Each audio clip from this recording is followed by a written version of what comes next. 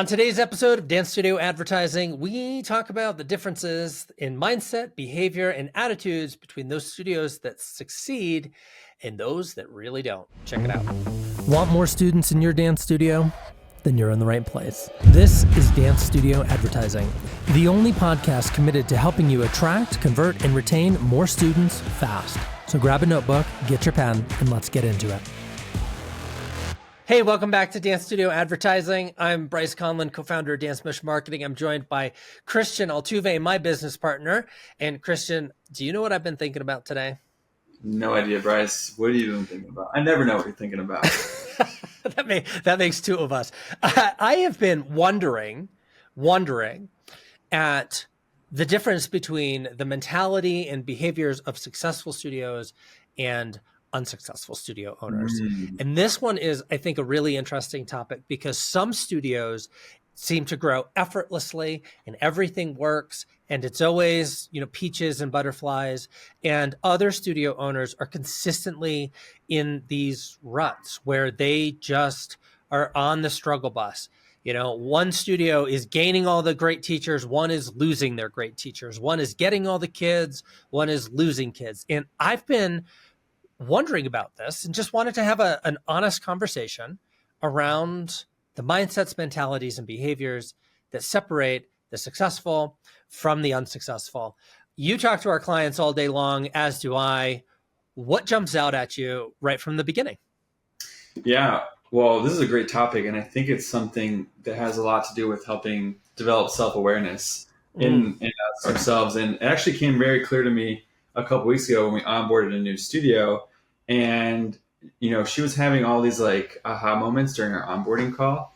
And she said something and articulated it that I think we've known this for a while, but I've never actually been able to articulate it this well. And she was like, wow, this is amazing. I don't always think like a business owner. And I was like, tell me more. What does that mean? And she goes, well, I'm a teacher.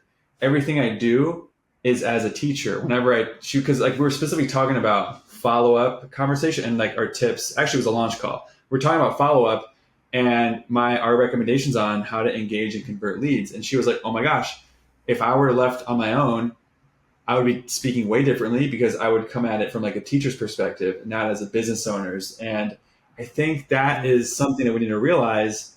Many studios that got into business, they've been teachers for years and they haven't been business owners for very long. And that is a huge aha moment for me because a lot of the lens that they're looking through in their decision-making is from a teacher's point of view rather than a business owner's point of view. So that was pretty illuminating for me. So I'm curious, and I don't know if you can answer this question. I'm sure our listeners can. They're screaming at their iPhones right now, going, "This is how." But what are those differences? Obviously, I'm a business owner. I've never been a teacher myself, and so I don't know how teachers think. I know how business owners think.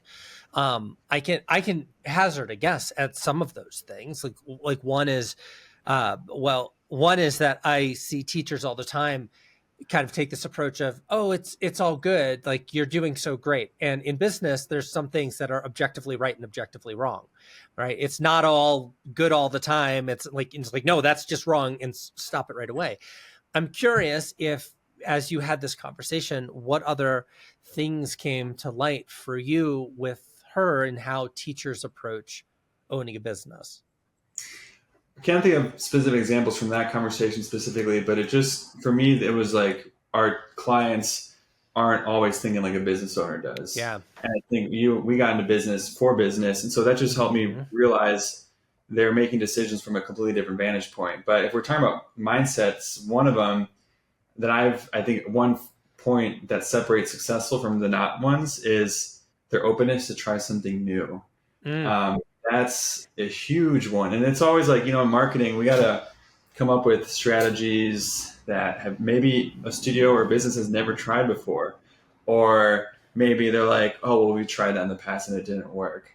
If there's ever resistance to being open or actually maybe investigating, okay, if you've done this in the past, why didn't it work? Was it the marketing? Was it the follow-up? Was it the actual classroom experience? Where did it not work? And if there's resistance to that, or if you feel proud, oh, there's nothing wrong in my dance classes, but yet you consistently say, we're getting trials and trials and trials, but no one's signing up. And you're doing amazing communication. You have a great offer in person. You have a flawless communication and registration process. And if people aren't signing up, there has to be some reason somewhere. Yeah. So those are some of the things that I think get in the way of someone who succeeds and someone who doesn't in this business.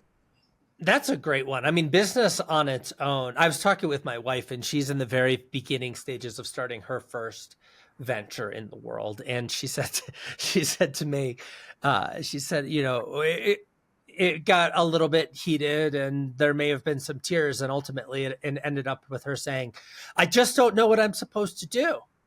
And I laughed. I had to laugh. I'm like, yeah, welcome to the club. Like, we don't know. It's like business is just experimentation, and you try something and either you get exactly what you want or you learned a valuable and sometimes expensive lesson.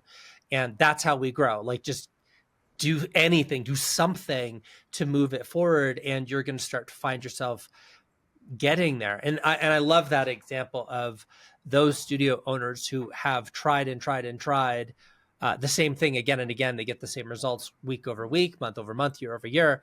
Why isn't my business growing? Because you're not doing anything different. And I say this with all the sympathy in the world, because we do the same thing. We find ourselves in ruts and patterns in our world and our business. And it's consistently the challenge to fight against that gravity that pulls you down to baseline, to get out there and risk, to try, to do. But that's a big one. And that's a good one. Yeah. One of the ones that I've seen come up recently, and it dovetails into just what you've said, is just an openness to continue learning. This is a growth journey, right? Like, let's just be very honest. The things that, and we see this all the time, talk to studio owners who opened their business in 1995, and they'll come on, our studio growth strategy call, which, by the way, for our listeners is totally free and incredibly valuable. But they'll come on the call and say, well, my business worked great. I said, well, okay, then why are we here? And they're like, well, it's not working great anymore. It's like, well, yeah, because it's not 1995 anymore. Like, we have to grow with the times. And that means sometimes technology. Sometimes that means evolving offers. Sometimes that means getting rid of that summer camp that you've done for 30 years and try something entirely new. And that can be scary. And so I, again, empathize with that entirely. But it is just the willingness to grow and lean in that does really separate the successful from the unsuccessful, I think. Yeah. What else have you seen? Or go ahead. Well, letting go of old ways that no longer work. And that's, I think, hard, because that, again, change is constant, but a lot of us also resist change too. And I think, adaptation is always a big one, being willing to adapt, because like you said, even another example, pre-pandemic, post-pandemic, that has become big changes, a milestone in our lifetime that has changed everything from marketing to classroom experience to kids' behaviors, especially now as all like the COVID babies are now in the dance rooms, and now our clients are experiencing what behavior challenge, like the new behavior challenges that emerge in classroom management. But other things I think of is like the mindset and going after the wrong thing in the business. So one example is, clients have a desire to grow their company teams and get more teams, because those are fewer classes, but it's not smart to market after that market from social media ads perspective, because the market's super, super tiny and you're going to waste a lot of money on ads. So even like overcoming the fact that, I can't just advertise for everything. No, I have to start from the bottom up again, build my preschool program, build the young programs, and grow our company teams from the bottom. And that requires mindset number 3, I think. Another one is having a long-term view of the business. If you have a short-term view, you're going to hurt yourself, because you're going to make decisions based on short-term. If you're making decisions on student tuition that's worth $60 a month instead of lifetime value of a student that's $50,000 plus, you're going to make decisions so differently in your business. So that's another one we can talk about, like long-term versus short-term view in the business world. Yeah, and discipline factors into that, right? Because we see, and there's a lot in this industry that creates shiny object syndrome, right? There's always a new conference, a new event, a new association coming out with some newfangled thing. Oh, you should be doing this, or you should be doing this.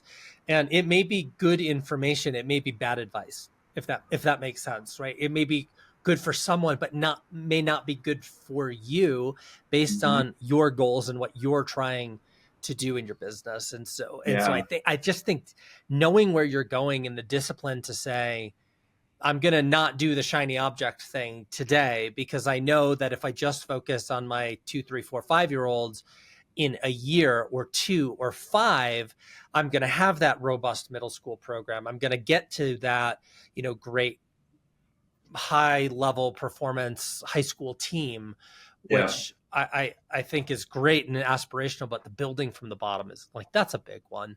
And I think Yeah. we all know that. I just think it's easy to forget in the midst of, again, the summer conference circuit is about to kick off, and you're going to go, you'll be out west, and you'll be out in Chicago with Energize or Regold on the East Coast, and you're going to be exposed to a lot of new ideas, and you're going to want to do them all, and they're not all going to be the right fit for you. So Yeah. determining what's right for you, that's important. Yeah. I think, and this is in every industry, but people are looking for that copy paste silver bullet strategy that's going to work. And I get this all the time in our group calls. Like today, we just had our fall planning workshop, and we helped talk through the irresistible show up offer that our clients are going to start using to get parents to sign up on the spot. Awesome. And when I make recommendations, one of them is like have an offer that expires before someone leaves the studio. That won't work for everyone, especially, what came up is, the handful of our clients that were on the call who, they don't have the staff and the assistants who can create time to engage with parents and get them signed up before they leave. They're like a one person team. They physically don't have the staff to implement that. So it's like, well, that same day expiration won't work for you. You're going to have to change your offer. You're going to have to offer a 24-hour expiration so you have time the next day to do the phone calls. And so it was like, they were trying to like adopt, copy and paste. I got to implement this, but you can't skip the part of like, okay, what works for you? Because like what works for a studio that has a staff of 15 is not going to work the same for a studio that has a staff of 2, or if you're Yeah. teaching classes back to back. So I think a lot of that is missed too in the industry. That I think we're very passionate about educating our clients and studio owners, because a lot of experts out there are failing to help studio owners understand you have to take this and mold it to your business. You can't just copy and paste and expect it to work the same. Yeah, that was a learning curve that took us a while, truthfully, to get ourselves, because we started, I think, where a lot of this, I somewhat pejoratively refer to the gurus as the sage on the stage, right? They show up and they're like, I have all the answers. I know all the things. Do it this way. That's how I built my thing. And it's good that they built their thing. And genuinely, I think there's usually lessons to be learned, but it isn't a one for one, because Yeah. they're starting in a different place. They have different life experience when they're starting out. They are in a different location or locale, or offer a different style of dance, or there's a million different factors, and that's why the one for one has never worked. And we tried. Let's be really honest. When we got into this business, that was us. We were like, yeah, cool. We'll just do the same thing for everybody, right? Like that'll be great, super simple. And then really quickly we realized that was not the way forward. Yeah. So hearing that is validation. It's actually the next one that I wanted to bring up. And just so you all know, and I think you know this if you've been listening, we don't talk about these topics in advance. So we're really responding honestly in real time to one another. So I didn't know that you were going to share the story about the masterclass today. But I think one of the big differences between those studios who really succeed and those who marginally get by or even lose is the ones that succeed know that they can't do it alone. Mm. These are the ones who are showing up to community calls, to master classes. They're building relationships. They're sharing resources with other studio owners. They're asking for help. They're partnering with a company like ours to help them grow. Like, I think that's a big one. Yeah, I mean, the one thing I can think of is also that comes to making the right hire and delegating and certain parts of the business. Like one of our clients, up until this year, she was a one-woman show aside from the teachers, but now she has a dedicated enrollment coordinator who can focus on new student enrollment. And now seeing them in our group sharing their wins, like you can see now she has magnified the impact that she can make on a business because she found the right hire. And it's expensive. I'm sure it's not a cheap hire, but I can already tell that that was the right person because that person cares and is proactive about solving business challenges, especially when it comes to enrollment. And that's their one job. And now you can see that it's going to pay for itself in the long run as well.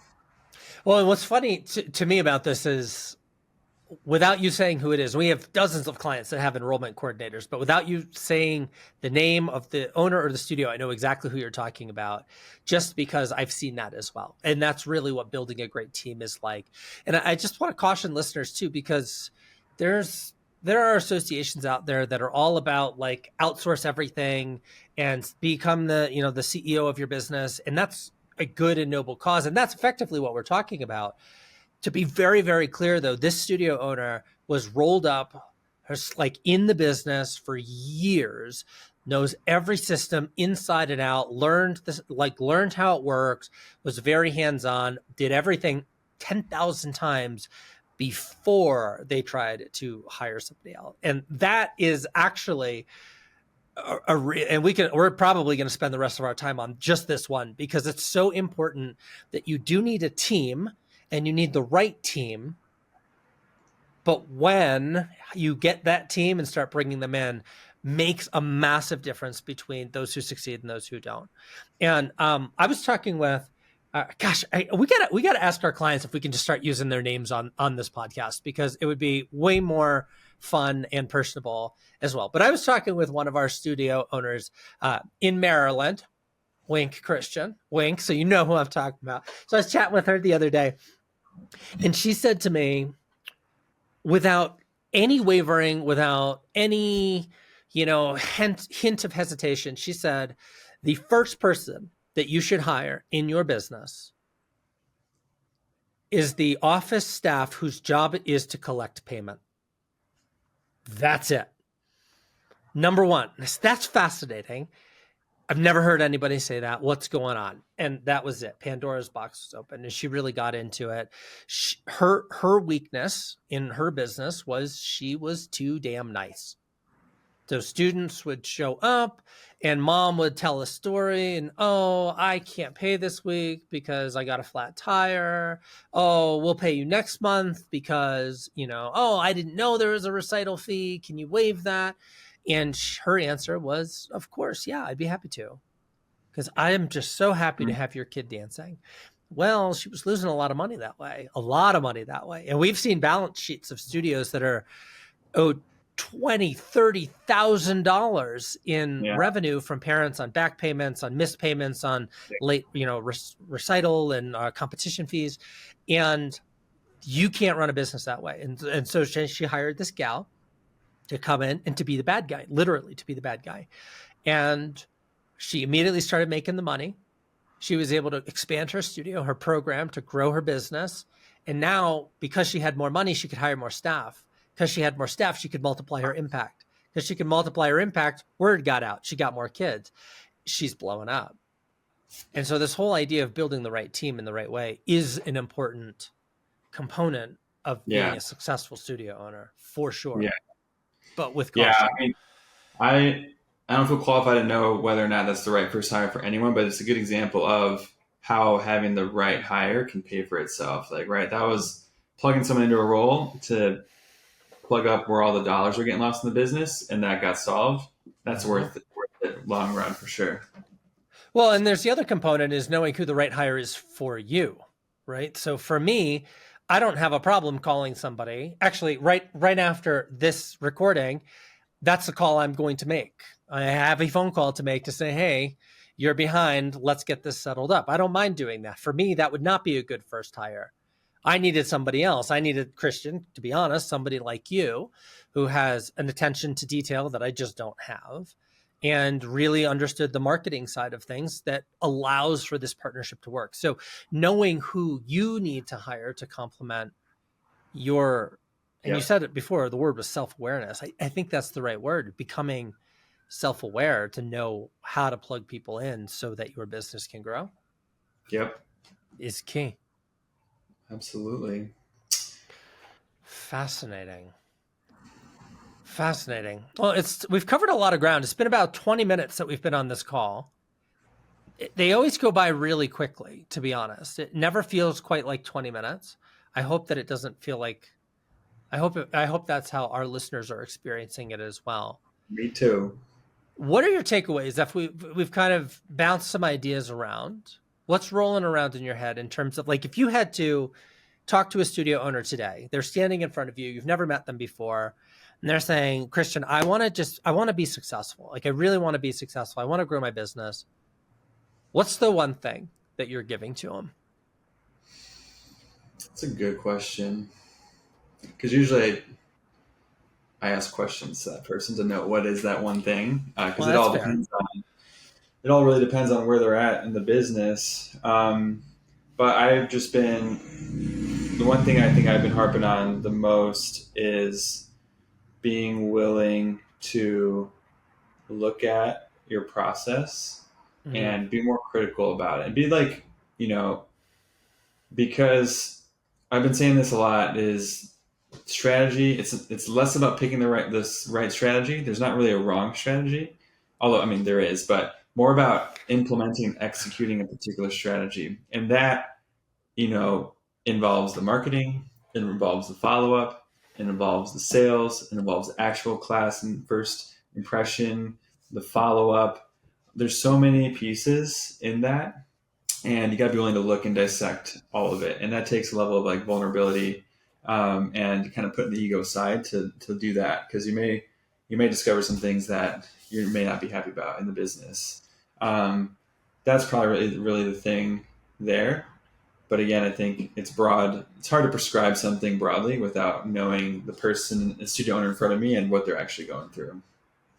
Yeah. I mean, even as you share that, the thing that stands out to me is the going it alone. So your approach, I know, is our approach as a business is to ask a lot of questions to understand where you are as an owner of your studio, what it is that you're trying to achieve and to do and to accomplish. And sometimes it just helps having that outside voice who doesn't know you that well or doesn't care about, frankly, your business in the way that you do, who can look at your baby and call it a little bit ugly. And we just did that. We just hired someone, a friend of ours, to come in and to help us through a process where we needed someone to, kind of look at, hey guys, your baby's a little bit ugly here, and it was helpful and it was good. And we needed that. And it just goes back to, don't go it alone. This business is too hard. The margins are too narrow to learn by trial and error. Just having other studio owners around you who love you, who care about you, who want to see you succeed makes the difference, in my mind, between succeeding and failing. Absolutely.